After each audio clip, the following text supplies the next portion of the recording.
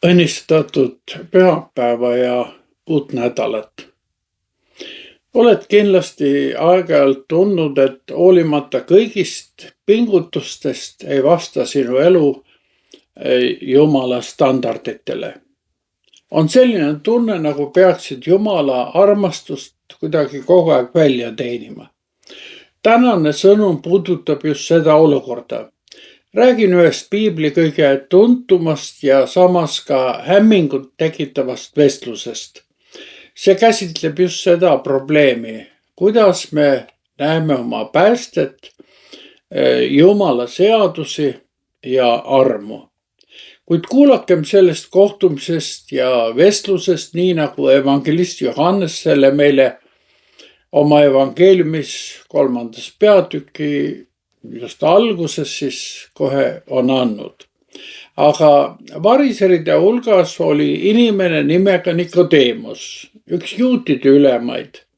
Ta tuli ühel ööl Jeesuse juurde ja ütles talle: "Rabi, me teame, et sa oled Jumala juurest tulnud õpetaja, sest keegi ei suudaks teha neid tunnustähti, mida sina teed, kui temaga ei oleks Jumal."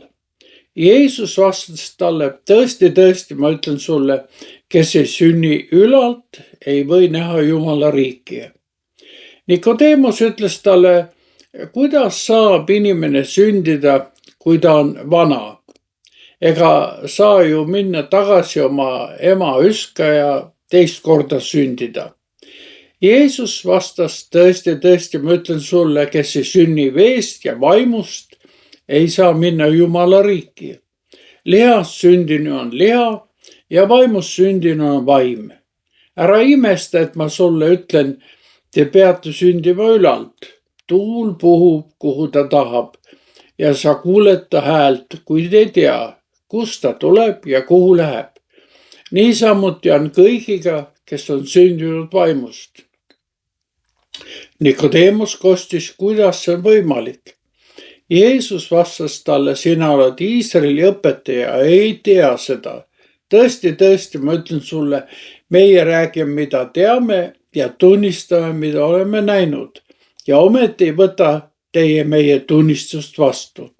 Te ei usu mind juba siis, kui ma räägin maistest asjadest. Kuidas te usuksite siis, kui ma teile räägiksin taevaseid asju? Ja ometi ei ole keegi läinud üles taevasse peale inimese poja, kes on tulnud taevast alla. Ja nõnda nagu Mooses ülendas kõrbest vaskmaa, nõnda peab ülendatama inimese poeg, et igaühel, kes usub, oleks temas igavene elu, sest nõnda on Jumal maailma armastanud, et oma ainusündinud poja on andnud, et ükski, kes temasse usub, ei hukkuks, vaid et tal oleks igavene elu. See on Jumala sõna ja püha evangeelium. On öö ja üks variserite hulka kuuluv mees nimega Nikodemus, juutide ülem, hiilib Jeesuse juurde. Ilmselt tahab ta hoida üsna madalat profiili, et vältida teiste tähelepanu. Kuid ta huvi Jumala riigi vastu on siiski väga siiras. Jeesuse esimesed sõnad on tema jaoks kindlasti hämmeldust ja isegi segadust tekitavad. Tõesti, ma ütlen sulle, kes ei sünni ülalt, ei või näha Jumala riiki.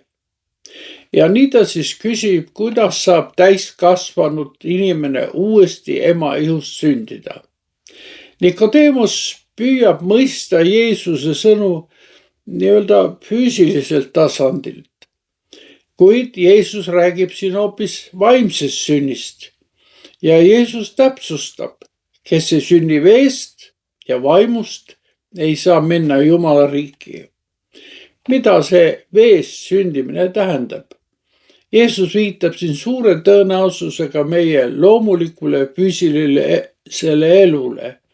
Ühest küljest vesi, füüsiline puhtus, teisest küljest Jumala vaim, mis täidab kogu loodu eluga, just nii nagu loomislooski. Me tuleme Jumala riiki elukaose ookeanist. mitte see ookean, vaid Jumala vaim on see, mis kingib meile uue elu. Jeesuse sõnum on siin lihtne. Lihast sündinu on liha ja vaimust sündinu on vaim. Füüsilisest elust isegi, kui sa oled tubli ja religioosselt püüdlik, ei piisa. Ja siit jõuamegi nii-öelda halva uudiseni. Apostel Paulus kirjutab roomlastele, et kõik on patu teinud ja Jumala aust ilma jäänud. Meie kindlameelsus, sotsiaalne staatus ja head teod ei ole piisavad, et taevasse pääseda. Seda halba uudist on paljudel väga raske taluda. Miks?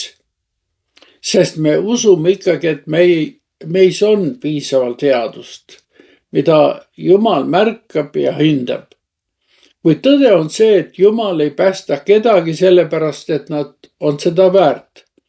Ta päästab meid sellepärast, et me toetume usus ja lootuses tema halastusele ja armastusele. Aga kuidas me siis saame selle vaimse uuesti sünni osaliseks? Ja see on juba hea uudis. Jeesus kasutab siin Vana Testamendi näidet, mida Nikodemus väga hästi tundis. Kui israeliidid kõrbes mässasid ja nurisesid, saatis Jumal nende sekka mürgiseid madusi. Selleks, et rahvast päästa, lasi Jumal Moosesel tõsta ridva otsa vaskmao. Kõik, kes sellele usus vaatasid, jäid elama.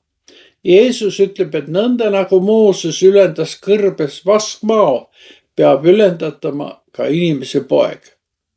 Ja see ongi hea sõnum. Meie osaks on usus vaadata oma päästjale ja tema lõpetatud tööle.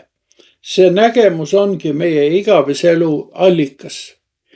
Ja just nagu kõige eelpool öeldu kinnituseks kõlab piibli kuldsalm, sest nõnda on Jumal maailma armastanud, et oma ainusündinud poja on andnud, et ükski, kes temasse usub, ei hukkuks, vaid et tal oleks igavene elu. See on elu ja maailma muutev sõnum. Seaduse all elades oled sa kohustatud Jumalat armastama, kuid Jumala armu all elades koged sa Jumala armastust ja uut igavese väärtusega elu. Või veelgi suuremat pilti vaadates näeme, et Vana Testament lõpeb prohvet Malakia raamatu sõnumiga ähvardavast needusest.